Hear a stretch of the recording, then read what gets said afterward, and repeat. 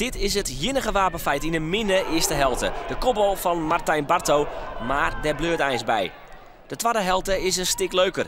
De vrije trap hier voor Harkemasse Boys. Maar dus haar trainer Piep Rodenhuis op de tribune. De vrije trap van Oebeles Kokker. En derde is Martijn Barto weer met de kop. 1-0 voor Harkemasse Boys. Een belangrijke goal.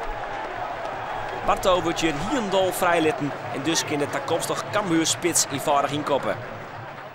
Weer een vrije trap en weer Oebeles Kokker achter de bal. Prima schot, min een redding en in de rebound is René van der Wij de rap bij. 2-0 voor Harkemasse Boys.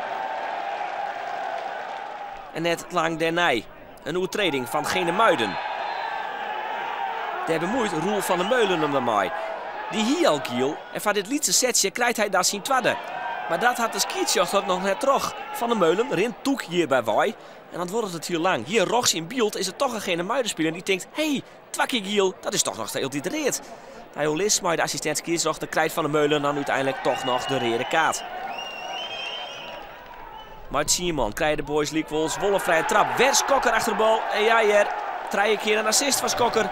3-0. En er komt weer opname van Martijn Barto. Maar ijs is dit een eigen goal van Gene Muiden. En de boys gaan terug. Hier met Arjen Bergsma. Mooie 1-2 met Barto. Die naar Dennis Krone. Ja, die kan ijs net missen. Krone met de 4-0. Tja, die tweede helte is haast Else onval van Harkemasse Boys wel succesvol.